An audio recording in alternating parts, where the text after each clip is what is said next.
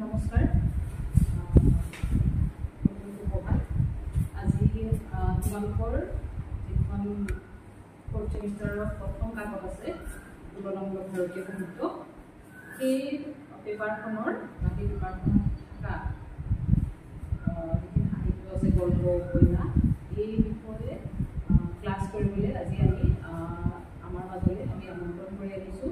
আমাৰ মহাবিদ্যালয়ৰে ইংৰাজী বিভাগৰ ডক্টৰ গীতাঞ্জন কানু ছাৰক। তেওঁৰ বিষয়ে অলপ জানিব ভাল যে তেওঁ জন্ম কানপুৰত উত্তৰ প্ৰদেশ কানপুৰ তেওঁ খুব দুখীয়া পৰিয়ালত জন্মগ্ৰহণ কৰিছিলে। তেওঁলোক দিল্লী ভূমি আৰু ঈশা প্ৰিয়ম্বদে সবাতোকৈ কনিষ্ঠ আছিলে। মায়ে তিনিওগৰাকী মিলিটাৰী ডাঙৰ দীঘল কৰিছে। এতিয়া কথাটো হ'ল ঊষা প্ৰিয়ংকদা তেওঁ কিন্তু ঊষা শ্ৰীবাস্তৱ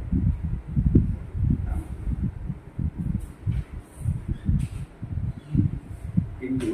চোৱা যেতিয়া লেখিকা হিচাপে নিজৰ নামটো লিখিব লগা হ'ল পেন নেম হিচাপে নিজৰ মাৰ নামটো লিখিবলৈ ঊষা প্ৰিয়ংকদা দেউতাৰ পৰা আহৰণ কৰা যিটো উপাধি আছিলে তেওঁ এৰি দিলে। তেওঁ কিমান ষ্ট্ৰং কিমান কি বুলি কওঁ সবলভাৱে তেওঁ নিজৰ তেওঁ পিতৃসত্তাৰ যিটো ডমিনেঞ্চ সেইটো কিন্তু তেওঁ আঁতৰাই দি মাৰ পৰিচয়টো ল'লে আৰু মাৰ নামটো নিজৰ প্ৰথম নামৰ পিছৰ নামটো মাৰ নামটো ৰাখিলে। মই এইটো জানি পেলাই ভাল লাগিছে। এজন লেখিকা কেৱল লিখিলেই নহয়, নাৰীৰ সংকট, নাৰীৰ পুৰুষতান্ত্ৰিক সমাজত তেওঁলোকৰ যি বিপৰ্যয় সেইটোৰ বিষয়ে কেৱল লিখিলেই নহয়, তেওঁ নিজেও তাৰে এটা উদাহৰণ হৈ থিয় দিলে। তো ঊষা প্ৰিয়ংকদাই কি হ'ল ইংৰাজী সাহিত্যত তেওঁ এলাহাবাদ ইউনিভাৰ্চিটি এলাহাবাদ বিশ্ববিদ্যালয়ৰ পৰা তেওঁ মাষ্টাৰ্ছ কৰিছে। তাৰপিছত তেওঁ ব্লুমিংটন ইণ্ডিয়ানা বিশ্ববিদ্যালয়ত ফুল ব্ৰাইট স্কলাৰশ্বিপ পাই পেলাই তেওঁ তালৈ গুচি গ'ল পষ্ট ডক্টৰেট কৰিবৰ কাৰণে। তাতেই তেওঁ লগ পাইছিলে কিম নিলছনক আৰু তেওঁ তাতেই বিবাহপাশত আবদ্ধ হয়। কিবা তোমালোকৰ এই সৰু সৰু কথাবোৰ এইকাৰণেই জানিবলগীয়া, কাৰণ ঊষা প্ৰিয়ংকদাই নিজৰ জীৱনৰ বেছিভাগ সময় বা চাকৰি কাল তেওঁ আমেৰিকাত বসবাস কৰাৰ পিছতো তেওঁ ভাৰতীয় সমাজৰ যি নিউৱান্সেছ, ভাৰতীয় সমাজৰ যি সম্পৰ্কৰ যি এনাজৰী বা যি এনাজৰীৰ যি সংকট পৰৱৰ্তী সময়ত পোষ্ট কলনিয়েল এজত আমি এটা সংকটৰ মাজেৰেই আমাৰ সম্পৰ্কবোৰ পাৰ হৈ গৈ আছে বা পোষ্ট মডাৰ্নিজমতো এই ক্ৰাইচিছবোৰ দেখা গৈছে। আৰু এই পোষ্ট মডাৰ্নিজম যি কেৱল আমেৰিকা আৰু ব্ৰিটেইনত আহিছে সেনেকুৱা নহয়, আমাৰ ইয়াতো আহিছে। ইয়াৰ সম্পৰ্কৰ অৱক্ষয়বোৰ আমি নিজৰ সমাজতো দেখিবলৈ পাওঁ। কি কাৰণত দেখিবলৈ পাওঁ? কাৰণ আমি এটা গ্ল'বেল ৱৰ্ল্ডত আমি বসবাস কৰি আছোঁ। এতিয়া কোনো ৱৰ্ল্ড আমাৰ পৰা বিচ্যুত নহয়। আমি একেই লেঠাৰিয়ে আজিৰ হৈ যোৱা ঘটনা এটা লগে লগে আমি গম পাই যাওঁ যে বিদেশত কি হৈ আছে। সেইকাৰণে সেই ঘটনাবোৰো আমাৰ জীৱনত প্ৰভাৱ পেলায়। ঠিক আছে, তো এই কথাবোৰ তোমালোকৰ মনত থাকিব লাগিব। তাৰপিছত কি হ'ল, কিম নিলছনৰ লগত তেওঁ বিবাহপাশত আবদ্ধ হৈ থাকে। তাৰপিছত তেওঁ বিচ্ছেদ ঘটে 1977 চনত তেওঁলোকৰ বিচ্ছেদ ঘটে আৰু তাৰপিছত প্ৰিয়ংকদাই 1981 চনত আকৌ পাৰ নিক্ৰক নামৰ ব্যক্তি এগৰাকীক বিয়া কৰায়। আৰু পাৰ নিক্ৰক PERNYKROG তেওঁ হাৰ্ভাৰ্ড বিশ্ববিদ্যালয়ৰ অধ্যাপক আছিলে আৰু নিক্ৰকৰ মৃত্যু হৈছিলে 2014 চনত। বেছি দিন হোৱা নাই, আমি 24ত আছোঁ, মানে 10 বছৰ আগত নিক্ৰকৰ মৃত্যু হয়। আৰু নিক্ৰকৰ মৃত্যুৰ পিছত তেওঁ আৰু বিয়া পাতা নাই প্ৰিয়ংকদাই। তেওঁ নিজৰ বিধৱাৰ যিটো জীৱন, ভাৰতীয় সমাজৰ যি ৰক্ষণশীল সমাজৰ যি প্ৰটকল, সেই হিচাপে তেওঁ নিজৰ জীৱন নিৰ্বাহ কৰিছে। তেওঁ প্ৰথমতে কিন্তু দিল্লী ইউনিভাৰ্চিটিৰ লেডি শ্ৰীৰাম কলেজত ইংৰাজী পঢ়াইছিলে। পিছলৈ তেওঁ আমেৰিকালৈ গুচি যায়। এতিয়া কথাটো হ'ল যে প্ৰিয়ংকদাই যিটো গল্প লিখিছে ৱাপচি, এই গল্পটো আচলতে ইংৰাজী হিন্দী সাহিত্যৰ মানে এটা মানে মই যি দেখিলোঁ খুব উল্লেখযোগ্য গল্প বুলি সিহঁত ভাবে। ঠিক আছে, এতিয়া কথাটো হ'ল যে যেতিয়া মই তেওঁ সেই গল্পটো মানে ইংৰাজী সাহিত্যৰ তুলনাত যেতিয়া মই চাব ধৰোঁ, মানে ধৰি লোৱা মই যিহেতু ইংৰাজী পঢ়াওঁ বা পঢ়োঁ, তো ইংৰাজী সাহিত্যৰ গল্পবোৰতো মোৰ জনা আছে, যিখিনি মোৰ জনা আছে। তো সেই হিচাপে যদি চাওঁ যে এনেকুৱা লাগে যে এই মানে ইংৰাজী সাহিত্যৰ তুলনাত সেই যে মাষ্টাৰ পিচ যে হয় সেনেকুৱা নহয় কিন্তু এই গল্পটো আচলতে উল্লেখযোগ্য গল্প এইকাৰণেই কাৰণ এই গল্পটো ভাৰতীয় সমাজক প্ৰতিফলিত কৰে। সেই সমাজ যি সমাজত আমিয়ে বাস কৰোঁ আৰু এই সমাজটো ক'বলৈ গ'লে এটা এই গল্পটোৱে এটা প্ৰজন্মৰ ব্যৱধানত একেবাৰে নিৰ্দিষ্টভাৱে আমাৰ ওচৰত তুলি ধৰে। প্ৰজন্মৰ এটা ব্যৱধান, দেউতাই আগতে চাকৰি কৰিছিলে, ৩৫ বছৰ চাকৰি কৰিল, তাৰপিছত ঘূৰি আহিব, ঘূৰিও আহিল, বহু হেঁপাহেৰে ঘূৰি আহিল যে মই ঘূৰি যাম, মোৰ ল'ৰা ছোৱালী আছে, ইমান দিন যিহেতু মই সিহঁতৰ পৰা দূৰত আছিলোঁ, এতিয়া ঘূৰি গ'লে সিহঁতৰ পৰা চেনেহ পাম, সন্মান পাম। কিন্তু পিছলৈ দেখা গ'ল যে তেওঁ সেই সন্মান বা সেই আদৰ, সেই যতন তেওঁ নিজৰ পৰিয়ালৰ পৰাতো বাদেই দিয়া, নিজৰ ল'ৰা ছোৱালীৰ পৰা পাবলৈ অক্ষম। তাৰ কাৰণ বহুত থাকিব পাৰে। কি কি কাৰণত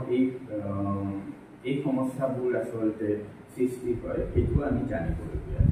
এতিয়া কথাটো হ'ল যে এই গল্পটো তোমালোকক কিয় দিয়া হৈছে? তোমালোক যিহেতু এতিয়াৰ চামৰ ল'ৰা ছোৱালী, তোমালোকৰ জীৱনতো এই সংকটবোৰ আহিব বা আহিছিল। আমি কেতিয়াবা নিজৰ মা পাপাক এনেকৈ কওঁ যে তই নুবুজিবি, তই নাজানো, এতিয়া সেই আগৰ যুগ নাই। এই যে প্ৰজন্মৰ ব্যৱধান, এতিয়া কথাটো হ'ল যে এই ব্যৱধান মানে কিমান বছৰৰ হ'লে সেইটো প্ৰজন্মৰ ব্যৱধান বুলি আমি গণ্য কৰিম। ঠিক আছে, এটা ষ্টাডিয়ে কৈ আছে এটলিষ্ট ২৫ৰ পৰা ৩০ বছৰ এটা গেপ থাকিলে সেইটোক আমি প্ৰজন্মৰ ব্যৱধান বুলি কওঁ। ঠিক আছে, এতিয়া কথাটো হ'ল যে তোমাৰ চিনিয়ৰজন ধৰিবা ২-৩ বছৰ ডাঙৰ তোমাৰ, তেওঁৰ লগত তুমি এই ক্ৰাইচিছটো, এই সংকট, এনেকুৱা ধৰণৰ সংকট নাহিব আৰু এইটোক তোমালোক প্ৰজন্মৰ ব্যৱধান ক'ব নোৱাৰা। কিছুমান ষ্টাডিয়ে আকৌ কয় যে প্ৰজন্মৰ ব্যৱধানটো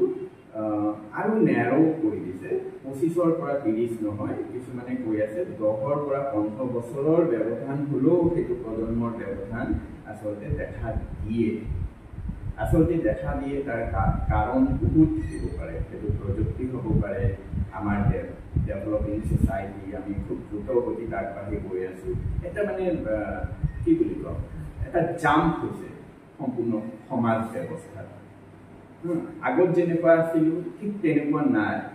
আমি আগতেই যেনেকৈ জীৱন যাপন কৰিছিলোঁ ঠিক তেনেকেই এতিয়া আৰু জীৱন যাপন নকৰোঁ। এতিয়া চব বস্তুৰে এটা চিফ্ট হৈছে, যিটো আমি পেৰাডাইম চিফ্ট বুলি কওঁ, সেই চিফ্টটো হৈছে।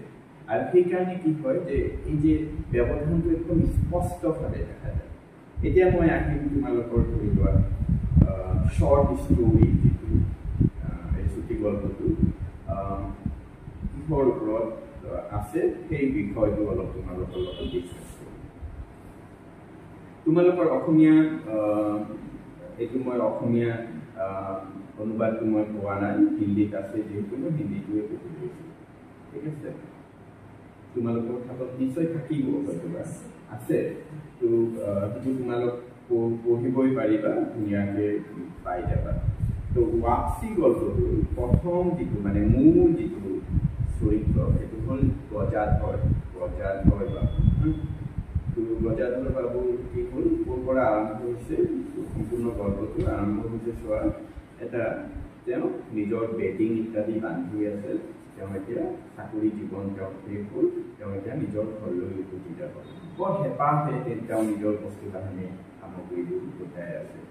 যে তেওঁ ঘৰলৈ উভতি যাব কিহৰ কাৰণে উভতি যাব তেওঁ কৈ আছে যে মই ইমান দিনে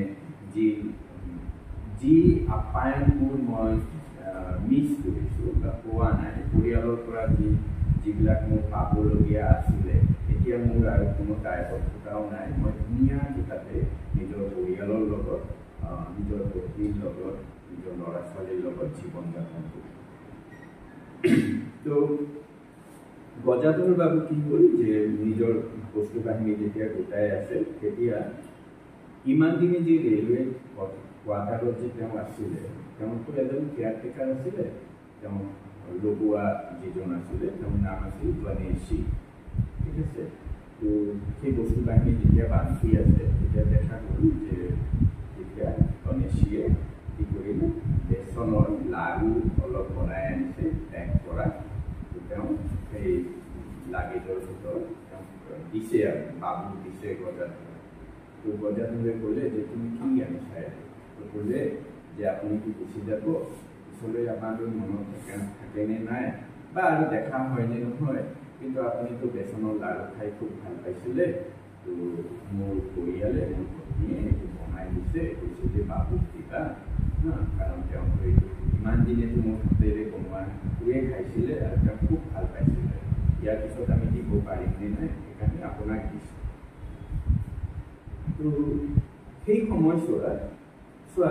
কিমান হিউমেনিটেৰিয়ান মানে এটা বস্তু মানৱতা এটা ৰিফ্লেক্ট হৈ আছে ইয়াত হয় না আচ্ছা হোৱাৰ পিছতো কিন্তু চোৱা তেওঁ কিন্তু এই পুৰা এই চাকৰি কাল এনেকৈ ধৰি লোৱা খুব আন্তৰিকতাৰে যাপন কৰাৰ পিছতো ইমান ধুনীয়া ইমান ভাল লগা মানুহ এজন লগোৱা হিচাপে হোৱাৰ পিছতো তেওঁ কিন্তু যোৱাৰ প্ৰতি যি তীব্ৰ আকৰ্ষণ সেইটো কমি যোৱা নাই ঘৰলৈ উভতাৰ মানে হোম চুইট হোম বোলা যিটো টেগ আছে সেইটো কমি যোৱা নাই হোমটো এতিয়াও চুইট হৈয়ে আছে নহয় জানো তেওঁ যদি অলপো ভাবিল হয় মইতো আৰু এই বেচনৰ লাড়ু খাব নোৱাৰিম তাতে আৰু ইয়াতে থাকি যাওঁ চাকৰি শেষ হৈছে ক'ৰবাত ইয়াতে এটা ঘৰ ভাড়া এটা লৈ পেলাই ইয়াতে থাকোঁ গণেশীৰ পত্নীয়ে কমচে কম লাড়ুটো বনাই দিব আৰু মই খাব পাৰিম কিন্তু নহয় চোৱা ইয়াততো ভাল লগা এটা কিবা আছে তেওঁ আকৰ্ষণ কৰিবৰ কাৰণে তেওঁ যাব খুজিছে তেতিয়া তেওঁ ক'লে কি যে তুমি নিজৰ ছোৱালীজনীক বিয়া দি দিবা এই আসনতে বিয়া দি দিবা কোনে কৈছে গজাধৰে কৈছে কাক কৈছে গণেশী ঠিক আছে তো কৈছে যে তোমাৰ যদি কিবা সহায় কৰিব লগা থাকে মোক ক'বা মই দিম কিবা এটা সহায় কৰিম তেতিয়া গণেশীয়ে কৈছে যে হয় আপোনালোকেইতো আমাৰ সম্বল আপোনালোকেই আমাৰ সাহস আপোনালোক সহায়ৰ হাত আগবঢ়াই নিদিলে আমি জানো এইবিলাক পাৰ কৰিব পাৰিম ঠিক আছে দিয়ক মই চেষ্টা কৰিম এইবিলাক হ'ল ইয়াত চোৱা তাৰপিছতে গল্পটোৰ অলপ টাৰ্ণ লয় যে যেতিয়া বস্তু বাহিনীবোৰ যেতিয়া তেওঁ গোটাই নহয় লাহে লাহেতো কি হ'ব যি কোঠালিত তেওঁ ইমান দিন আছিলে সেই কোঠালিটো লাহে লাহে কি হৈ আছে শূন্য হৈ গৈ আছে তেওঁ বস্তু বাহিনী লৈ যাবগৈ হয়নে নহয় হয়তো বা বিচনা তেওঁৰ যিখিনি আচবাব পত্ৰ সেইবিলাক চব গোটাইছে একটা তেওঁ যাবগৈ তেতিয়া তেওঁ কৈ আছে যে কিমান পৰিচিত আছিলে মোৰ এই কোঠালিটো কিমান অপৰিচিত নিচিনা লাগি আছে এইটো হয় এইটো স্বাভাৱিক যি কোঠালিটো তুমি যেনেকৈ সজাই তুলিছিলা তুমি যোৱাৰ পিছত যদি সেই কথা কেৱল কোঠালিটোতো আৰু কোঠালি নহয় না মানুহ এজন যেতিয়া থাকে তাতে বহুত অনুভৱ থাকে মানে আমি যে কওঁ যে এটা ঠাই কিহৰ কাৰণে জীৱন্ত বা কিহৰ কাৰণে সি জীপালটো থাকে only for its memories only because we have spent some quality times there. আমি তাতে কিছু সময় ভাল লগা মুহূৰ্ত পাৰ কৰিছোঁ সেইকাৰণে সেইবিলাক খুব মৰমীয়াল হৈ থাকে নহয় জানো এতিয়া ধৰি লোৱা তুমি যেনেকুৱা নিজৰ গৌৰীবোৰৰ প্ৰতি যেনেকুৱা তীব্ৰ আকৰ্ষণ অনুভৱ কৰিবা সেনেকুৱাই এজন গুৱাহাটীত বসবাস কৰা মানুহজনে কোনটো ঠাইৰ প্ৰতি বেছি আকৰ্ষিত হ'ব নিজৰ ঠাইৰ প্ৰতি অথচ যি দূৰতে মানে গুৱাহাটী গৌৰীপুৰো হয় গুৱাহাটী গুৱাহাটীও হয় কিন্তু তেওঁৰ কাৰণে গুৱাহাটী যিমান প্ৰিয় গৌৰীপুৰ নহ'ব মোৰ কাৰণে গৌৰীপুৰ যিমান প্ৰিয় গুৱাহাটী নহ'ব বিকজ তাৰমানে কি এটা ঠাইৰ কোনো মূল্য নাই আছে জানো ঠাইৰ মূল্য নাথাকে মূল্য থাকে আমি কটোৱা সময়বোৰ আমি য'ত যেনেকে সময় পাৰ কৰিছোঁ সেই মেমৰিজবোৰক লৈয়েই আমাৰ উই লিভ ইন মেমৰিজ ইংৰাজীত এটা কথা আছে যে আমি স্মৃতিত জীয়াই থাকোঁ স্মৃতিবোৰেই আমাৰ সম্বল অতীতৰ যিখিনি সময় যেনেকৈ পাৰ কৰিছোঁ সেইটোৱেই সম্বল এতিয়া কথাটো হ'ল যে এই গজাধৰ যে ইমান দিন সেই কোৱাৰ্টাৰত আছিল তেওঁতো এইটো সম্বল হিচাপে আছিলে তেওঁ কিয় উভতি যাব খুজিছে নহয় তেওঁৰ ইয়াৰ আগতো এই দিনটো ইয়াত যাপন কৰাৰ আগতো কি আছিলে তেওঁ ইয়াৰ আগতো এটা জইণ্ট ফেমিলিত আছিলে এনেকুৱা এটা ঘৰত আছিলে বা যেতিয়া পত্নীজনীৰ লগত আছিল ল'ৰা ছোৱালীবোৰৰ লগত একেলগে তেওঁ সময় পাৰ কৰিছে এনেকুৱা এটা সময় যেতিয়া তেওঁ চাকৰি পৰা যেতিয়া নিজৰ অফিচৰ পৰা যেতিয়া ঘূৰি যায় চাই যে পত্নীজনীয়ে একদম উদ্গ্ৰীৱ হৈ থাকে তেওঁলৈ পাত চাই থাকে ঘৰত সোমোৱাৰ লগে লগে তেওঁ ৰান্ধনি শালৰ পৰা ওলাই আহে কি মানে তীব্ৰ এটা আবেগ কাম কৰিছিলে সদায় যেন এটা অনুভৱ যি নহয় মই সোনকালে ঘৰলৈ যাব লাগিব মোৰ ঘনীয়েকে ৰখি আছে মোৰ কাৰণে হয়তোবা ভাত এসাঁজ খাবৰ কাৰণেই ৰখি থকা এই সম্পূৰ্ণ মিলাই পেলাই যি মানে মানুহৰ জীৱনটো যে বেলেগ কৰি ৰাখে এইবিলাক কাৰণতে তেওঁ নিজৰ ঘৰলৈ উভতি যাব আৰু তেওঁ এইবাৰ যাবগৈ আৰু এইবাৰ কি হ'ল যে উষা প্ৰিয়ংকদাই অলপ ডিটেইলিং কৰি আছে যে তেওঁ নিজৰ এই ৩৬ বছৰৰ ৩৫ বছৰ 35 ইয়াৰ্ছ অ'কে ৩৫ বছৰৰ এই চাকৰি কালত তেওঁ কি কৰিছে তেওঁ চহৰত এখন ঘৰ আটক ধুনীয়া ঘৰ বনাই দিছে নিজৰ ল'ৰা ছোৱালীবোৰক ভালকৈ পঢ়াইছে লিখাইছে আৰু তেওঁৰ ডাঙৰ ল'ৰা যাৰ নাম অমৰ তেওঁ বিয়া দিছে তেওঁৰ ছোৱালী এজনী কান্তি তাইকো বিয়া দিছে দুটা আছে আৰু নৰেন্দ্ৰ আৰু বসন্ত ঠিক আছে তেনেহ'লে আমি কি চৰিত্ৰ পাই আছোঁ মনত ৰাখিবা ডাঙৰ ল'ৰাজনৰ নাম হ'ল অমৰ ঠিক আছে আৰু সৰু ল'ৰাজন যাৰ বিয়া হোৱা নাই এতিয়াও তেওঁৰ নাম হ'ল নৰেন্দ্ৰ তেওঁৰ এজনী ছোৱালী আছে ছোৱালীজনী সদ্যহতে হয়তোবা স্কুল বা কলেজত পঢ়ে তেওঁৰ নাম হ'ল বসন্ত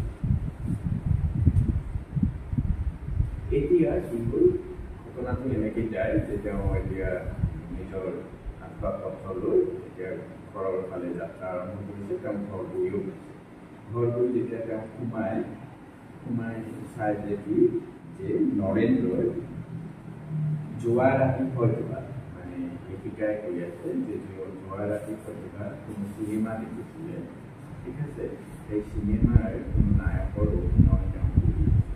যেতিয়া যায় তেতিয়া দেখে যে নৰেন্দ্ৰই এটা কিবা অভিনয় মানে নাচি আছে এটা কিবা কৰি আছে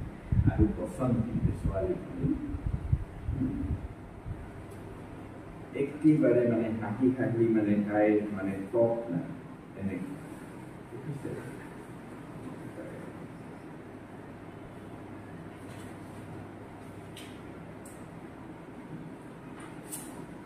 এইবাৰ কি হ'ল যে যেতিয়া সোমাল যিহেতু এই লগে লগে দেখাৰ লগে লগে কি হ'ল বাপেকক দেখিলে দেখাৰ লগে লগে নৰেন্দ্ৰ একেবাৰে তটস্থ হৈ গ'ল মানে হেৰি গজাধৰে বোলে কি কৰি আছে এই কোচমচ খাই এই আঁতৰি যোৱাৰ এক ধৰণৰ প্ৰৱণতা দেখা গ'ল আৰু ছোৱালীজনীটো গুচিয়ে গ'ল আহি আছে আৰু অমৰৰ যে পত্নী তাই মানে একেবাৰে মানে দেৰি নাই মানে ইমান তাই সেইটোত মজবুৰ নিজৰ আচল নিজৰ হেৰিৰ কোনো চাল নাই আৰু ডাঙৰ ল'ৰাটো পত্নী এইবাৰ কি হ'ল যে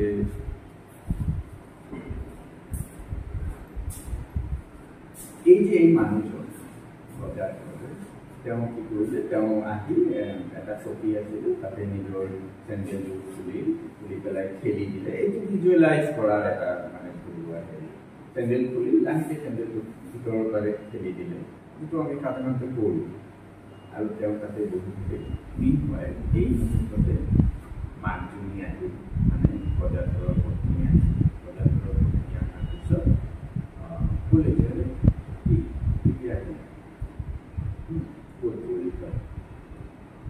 তাৰপিছত ই ক'লে যে ৰ'বা মই তাৰপিছত এই চাহ খাব চাহ আনি দিলে গৈ পেলাই চাহ কিটচেনত যেতিয়া ৰান্ধনি শালত যায় তেতিয়া দেখে যে বহু বাচন বৰ্তন এনেকৈ খুচৰি পৰি আছে তেতিয়া কয় যে মোৰ যে ইমান কাম কৰিব লগা থাকে পূজা মই দিব লাগে বাচন পত্ৰ ৰন্ধা বঢ়া কিমান কাম ঠিক আছে তাৰপিছত দেখা গ'ল যে তেওঁ যিটো বহা ঘৰ আছিলে যিটো চৰা ঘৰ তাতেই এটা চকী লগাই দিয়া হ'ল তেওঁ তাতেই থাকিব তেওঁ এতিয়া থাকিব লাগিব নহয় তেওঁতো ইমান দিন তেওঁ ৩৫ বছৰ কাল তেওঁ নাছিল তেওঁ থাকিব কাৰণে তেওঁ এতিয়া শুব ক'ত থাকিব ক'ত যিখন বহা ঘৰ চৰা ঘৰ তাতে মানে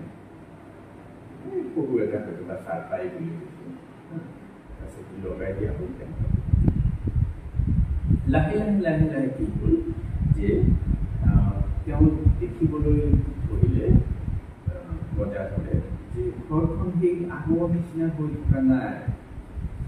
চব মানুহ নিজৰ খুব কামত ব্যস্ত তেওঁ যে অলপ আপ্যায়ন কৰিব তেওঁ যে অলপ খবৰ নিব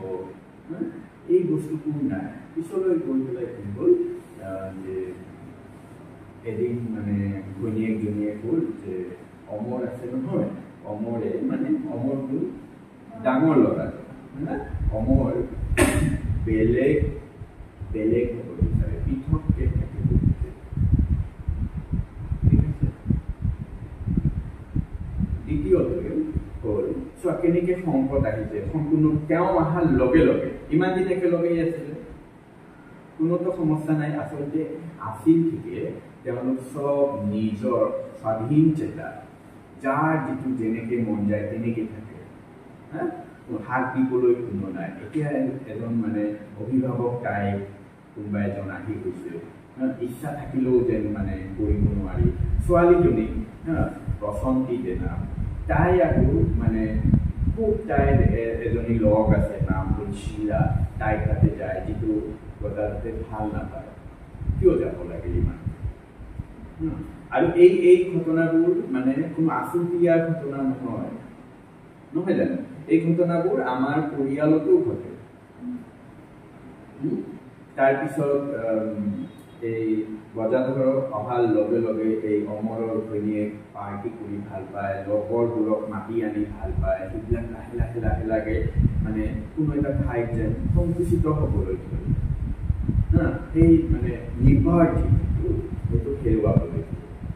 ঠিক আছে এদিন তেওঁ বজাৰলৈ একদিন শিলাক ক'লে যে তুমি যে এনেকৈ যাব নালাগে তুমি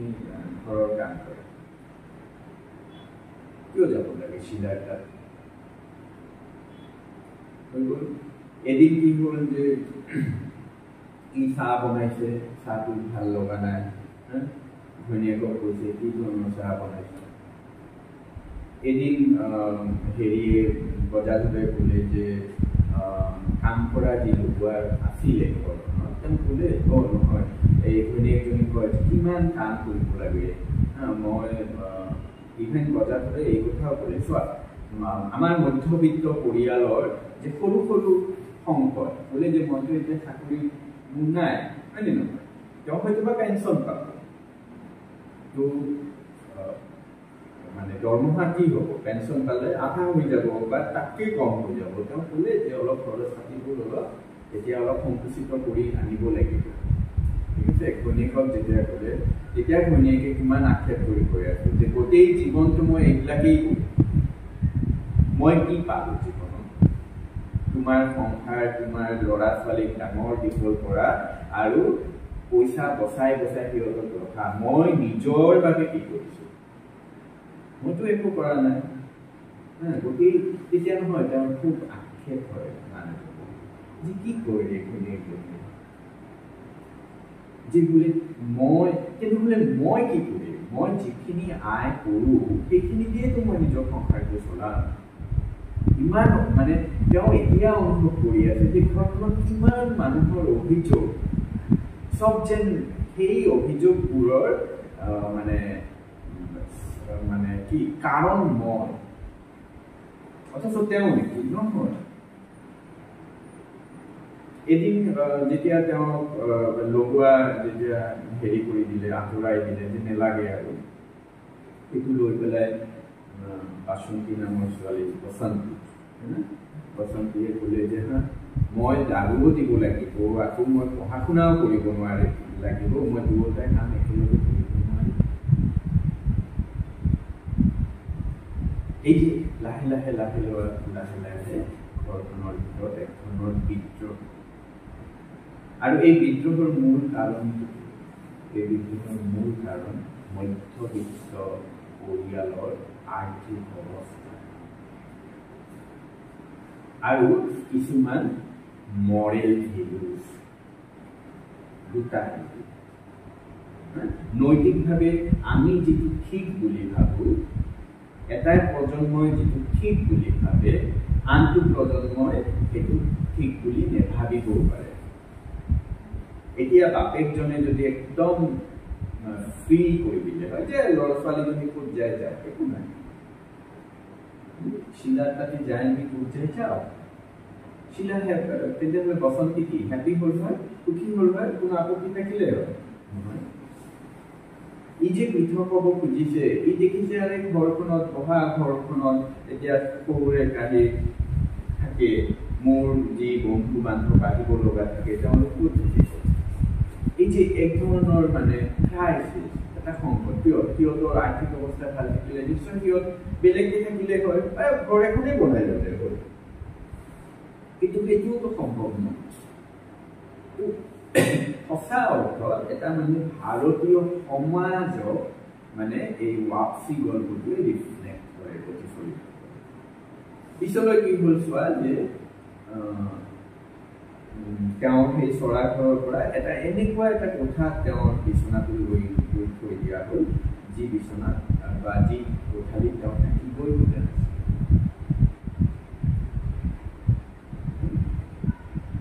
এতিয়া চোৱা শেষৰ ফালে মানে কি হ'ল গদাধৰ এদিন হঠাৎ নিজৰ পত্নীক কয় যে তোমাক মই আগতেই ক'ব বিচাৰিছিলোঁ কিন্তু এতিয়াই কৈ আছোঁ মই আগতেও পাইছিলোঁ এই কামটো কিন্তু কৰা নাই ভাবিছিলোঁ ঘৰলৈ যাম তাতেই থাকিম গোটেই জীৱনটো কৰিলোঁৱেই চাকৰিয়ে কৰিলোঁ কিন্তু মই এতিয়া যাব খুজিছোঁ মই চেনী এটা কোম্পানী মই কাম পাইছোঁ তালৈ যাব খুজিছোঁ তুমি যাবানে পত্নীয়ে কয় মই তেনেহ'লে এই ঘৰৰ ইমান কাম ইহঁতো কোনে চোৱা চিতা কৰিব কোনে কৈ আছে পত্নীগৰাকীয়ে কৈ আছে চোৱা কেনেকৈ টাইম চিফ্ট হয় যি পত্নীগৰাকী এদিন এসময়ত নিজৰ গিৰিয়েকৰ কাৰণে অপেক্ষাৰত হৈ আছিলে ৰান্ধনীশালত নিজৰ কাম কৰি থাকোঁতে সদায় মনটো উদ্গ্ৰীৱ তেওঁ কেতিয়া আহিব তেওঁ কেতিয়া মই চাহ জলপান যোগান কৰি দিম এই যে ভাল পোৱা এই যে আকৰ্ষণ সেইটো ক'ত গ'ল তেওঁতো একেথিৰে মানে লগে লগে মানি ল'ব লাগিছিলে হয় আপুনি য'ত যাব ময়ো যাম কিন্তু তেওঁ কি কৰিলে তেওঁ ক'লে যে পত্নীয়ে ক'লে যে মই কেনেকৈ যাম কিমান কাম কৰিব লগা থাকে এইবিলাকক কোনে চাব এইবিলাক কোনে চাব এতিয়া গদাধৰে ক'লে যে নহয় মই খুজিছোঁ হ'ব আৰু দেখা গ'ল যে তেওঁ গুচি গ'ল তেওঁ যেতিয়া গুচি গ'ল শেষৰটো শেষ গল্পৰ শেষটো আচলতে চুটি গল্পৰ শেষটোৱেতো মানে এনেকুৱা শেষ হ'ব লাগে যে মনটোক জোকাৰি যাব তো এই যে গুচি গ'ল এইটো অসম্ভাৱিক একো নাছিলে এইটো এক্সপেক্টেড নহয় জানো এই যে পাঁচটো ক'ত দি আছে তেওঁ গুচি গ'ল যেতিয়া এতিয়া অমৰৰ ঘৈণীয়েকজনী ক'ল যে তুমি কি চিনেমা চাব মোক দেখাব মোক লৈ যাবা মই চিনেমা চাবৰ মন আছে লৈ যাবা তেতিয়া বসন্তীয়ে ক'লে যে দাদা ময়ো যাব আৰু পত্নীগৰাকীয়ে ক'লে যে এই কোঠালিটোত যে বিচনাখন যে পাৰি থোৱা আছে এইটো গুচাই দিয়াচোন ইয়াৰ পৰা একদম খোজকাঢ়িব নোৱাৰি ইমান ঠেক হৈ আছে ঠাইৰ ভিতৰত আৰু তাতেই গল্পটো ঘটাই শেষ হয় ইয়াৰ পৰা এই যে কেনেকুৱা মচৰ খাই যায় নহয় মনটো তেওঁলোক অলপ সময়ৰ কাৰণেও নেভাবিলে যে দেউতাৰাই গুচি গ'ল কিমান দুখ কৰি গুচি গ'ল তেওঁলোক চোৱা পত্নীগৰাকীও চোৱা কোনো ধৰণৰ এটা বিলংগিং নাই যে সেই বিচনাটোকেই তেওঁ ইমান দিন আছিলে কেনেকৈ মই কৈ দিলোঁ যে এই বিচনাখন মই আঁতৰাই দিয়াচোন তেনেকৈ একদম খোজকাঢ়িব নোৱাৰি ঠাইৰ ভিতৰত তো এতিয়া কথাটো হ'ল যে প্ৰজন্মৰ ব্যৱধান যে আচ্ছা পত্নীৰ লগতো প্ৰজন্মৰ ব্যৱধান হ'ব নালাগিছে ল'ৰা ছোৱালীৰ লগত হ'ল বাৰু পত্নীয়ে কিয় এনেকুৱা কৰিব পত্নীৰ কি মানে কি বাধা আছিলে তেওঁতো গুচি যাব পাৰিলে হয় তেওঁতো সদায় নিজৰ গিৰিয়েকৰ সংগ দিব পাৰিলেহেঁতেন যি ভাল পোৱা যি মৰম যি আদৰৰ কাৰণে তেওঁ ইমান দিন হয়তোবা বঞ্চিত হৈ আছিল ইমান দিন কাম কৰি গ'ল এটা আশাতে যে এদিন হয়তোবা মই ঘূৰি যাম যিদিনা ঘূৰি যাম মোক চবেই আঁকোৱালি ল'ব অন্তত পত্নীগৰাকীটো কৰিব পাৰিলেহেঁতেন তেওঁ কিয় কৰিব নোৱাৰিলে তেওঁ এগৰাকী সফল নাৰীৰ নেতৃত্ব কিয় দিব নোৱাৰিলে যে নহয় ময়ো নেথাকিম মই গুচি যাম তোমাৰ লগত কিয় নোৱাৰিলে জানা সমাজ ব্যৱস্থা তেওঁ সেনেকেই নিজকে গঢ়ি লৈছিলে তেওঁ এগৰাকী আমি সাংসাৰিক নাৰী হিচাপে কৃতিত্ব দিওঁ এগৰাকী ভাল পত্নী হিচাপে কৃতিত্ব দিলে পত্নী হিচাপে তেওঁৰ দায়িত্ব আছিলে নিজৰ গিৰিয়েকৰ লগত গুচি যোৱা কিন্তু এগৰাকী ভাল মা হিচাপে হয়তোবা কৃতিত্ব দিম যে ছোৱালীজনী আছে কেনেকৈ এৰি থৈ যাব এই যে এই বস্তুটো কিয় মানে প্ৰিয়ংকদাই এইটো কিয় ইয়াকেই কিয় শেষ কৰিব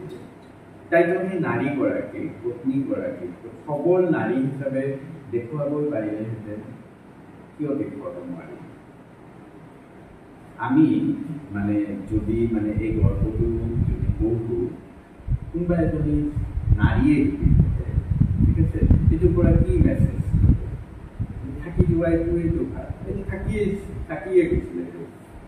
গদাধৰৰ ঘৈণীয়েকজনীটো থাকিয়ে গৈছিল মোৰ আৰু কি নহৈছে মই থাকিয়ে দিওঁ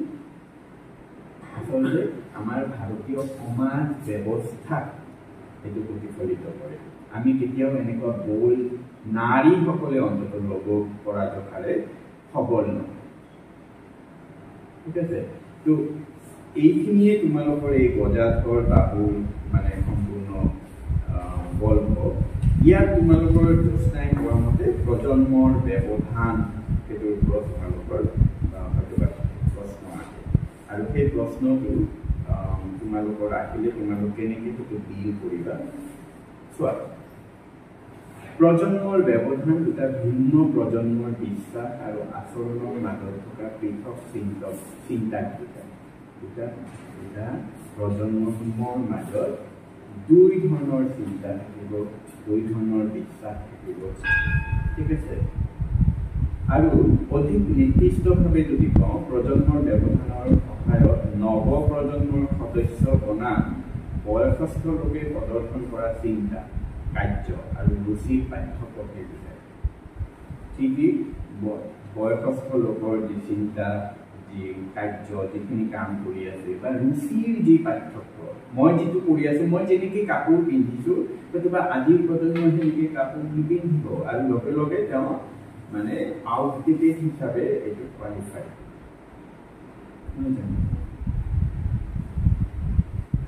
প্ৰজন্মৰ যিটো ব্যৱধান সেইটোতো এটা সময়সীমাটো আছেই মই কৈছোঁ 20 বা 25 চিন্তাবিদসকলে সেইটো কাকো নিৰ্ধাৰণ কৰিছে কয় যে 10 to 15 ইয়াৰ্ছৰ মাজতো প্ৰজন্মৰ ব্যৱধান দেখা দিব ধৰিছে আজিকালি এতিয়া ধৰি লোৱা গজাধৰ যদি ৰিটায়াৰ হৈছে তেওঁ 60 ইয়াৰ্ছ হ'ল ভৈনীয়েকজনী কিমান হ'ব 50 ধৰি লোৱা এটলিষ্ট 10 বছৰ এটা ব্যৱধানটো থাকিবই তেওঁ যদি বিয়া পাতিছে আৰু ল'ৰা ছোৱালীবোৰ কিমান হ'ব হয়তো বা অমৰ 41, 42 years. এনেকুৱা যদি হাইপথেটিক্যালি এটা চিন্তা কৰা যায় ছোৱালীজনী যেটো পঢ়ে কিমান হ'ব 18-19 বছৰ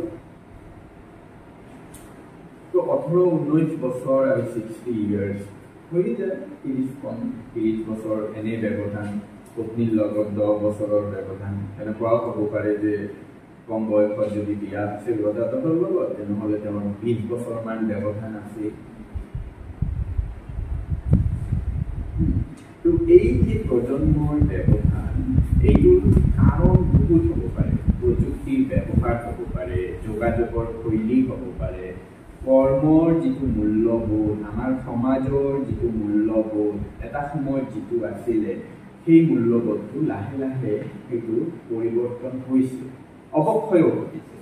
আনডাউটেডলি নিঃসন্দেহভাৱে অৱক্ষয় ঘটিছে সামাজিক দৃষ্টিভংগী হ'ব পাৰে সাংস্কৃতিক পৰিচয় হ'ব পাৰে ৰাজনৈতিক বিশ্বাসৰ পাৰ্থক্যৰ বাবেও প্ৰজন্মৰ ব্যৱধান আহিব পাৰে প্ৰজন্মৰ ব্যৱধানৰ ফলত কি হয় ভুল বুজাবুজি হয় উত্তেজনাৰ মানসিক উত্তেজনা সম্পৰ্কৰ মাজত এক ধৰণৰ টেনশ্যন সদায় ভিতৰে এক ধৰণৰ টেনশ্যন হয়তো বা কেতিয়াবা কৈছোঁ কেতিয়াবা কোৱা আনকি তোমাৰ গজাধৰেতো নিজৰ ছোৱালীক এদিন যেতিয়া বাধা দিলে যে তুমি শিলাৰ তাত যাব নালাগে তেতিয়া কি হ'ল বসন্তীয়ে নিজৰ বাপেকৰ লগত কথাই পতা নাই মোক কোৱাৰেণ্টাইন কৰি বহি আছে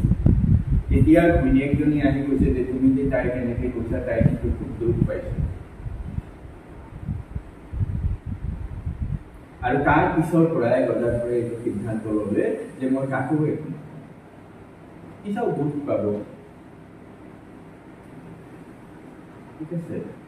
তো তোমালোকৰ এই যে এই গল্পটো এই চুটি গল্পটোৰ দ্বাৰা বুজিব লগা কিছুমান কথা আছে এটা হ'ল যে আমি আমাৰ লগত যদি আমি দুটা ফালে যদি দি আছোঁ তোমালোক নতুন প্ৰজন্ম আমি পুৰণি প্ৰজন্ম আমাৰ মাজতো নিশ্চয় এটা ব্যৱধান আছে আৰু তোমালোকৰ মা দেউতাৰ লগততো প্ৰচুৰ থাকে সেই ব্যৱধান কিছুদিন যোৱাৰ পিছত লাহে লাহে আৰু বাঢ়িব কমি নাযায় তেনেহ'লে আমি এই গল্পটোৰ দ্বাৰা আচলতে সাহিত্য কি literature is the reflection of the society এইটো কোনো মংগল গ্ৰহৰ গল্প নক'ব ই আমাৰ সমাজত হৈ থকা ঘটনাবোৰকে সজাই পৰাই ধুনীয়াকৈ কয় এতিয়া কথাটো হ'ল যে ইয়াৰ পৰা আমি শিকিবলগীয়া কি আছে বা যদি এনেকুৱা ধৰণৰ জীৱনত ক্ৰাইচিছ আহে এনেকুৱা ধৰণৰ সংকট যদি তোমালোকৰ জীৱনত আহে তেতিয়াহ'লে সেইটো কেনেকৈ এড্ৰেছ কৰিবা সেই প্ৰজন্মৰ ব্যৱধানটোক কেনেকৈ এড্ৰেছ কৰিবা কি কৰিলে সেই ব্যৱধান বয়সটোতো নিজৰ কমাই দিব নোৱাৰা কমাই দিব পাৰিব সেই সময়টোতো যি ব্যৱধানৰ যি সময় কাল সেইটোতো ছুটি কৰি দিব নোৱাৰি এই ব্যৱধানটো মানসিক শাৰীৰিকটো হয়ে মানসিক বেছিভাগ মানসিক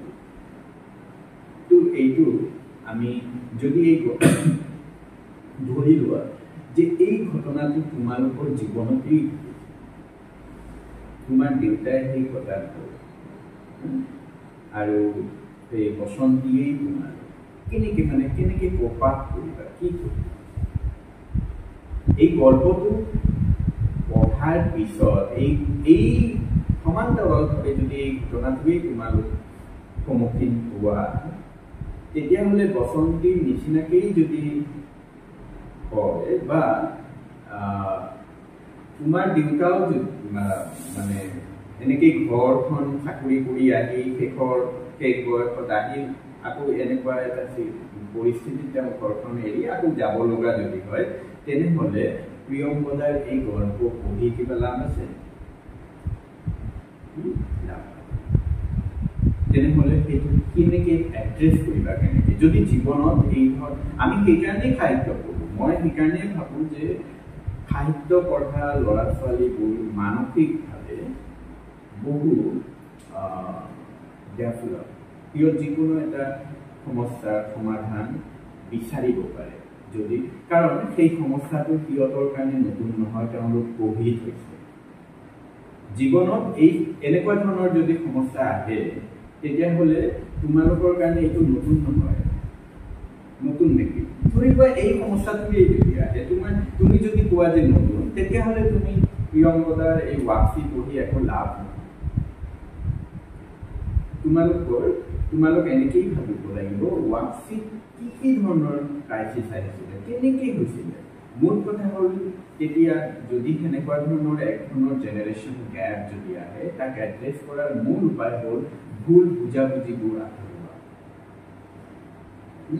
একেলগে পঢ়া, কথা পতা, এৰা ধৰাৰ মাজত জীৱনটো মানে চলাই নিয়া। কোনো এটা ঠাইত তেওঁকো কিছু কথা ৰাখিব লাগিব, নিজৰো কিছু কথা এৰিব লাগিব। এইটো যদি আমি প্ৰিয়ংবদাৰ এই গল্প ৱাকচিৰ পৰা যদি শিকোঁ, তেতিয়া মই ভাবোঁ যে প্ৰিয়ংবদাই ৱাকচি গল্পটো লিখি পেলাই সফল বা তোমালোক পঢ়ি পেলাই সফল। নহ'লে একে ধৰণৰ সমস্যাটো এই ধৰণৰেই থাকে আমাৰ জীৱনত, নহয় জানো? আমি যদি সেইটোক এড্ৰেছ কৰিব নোৱাৰোঁ, তেতিয়াহ'লে কোনো লাভ নাই। সেইকাৰণে সাহিত্য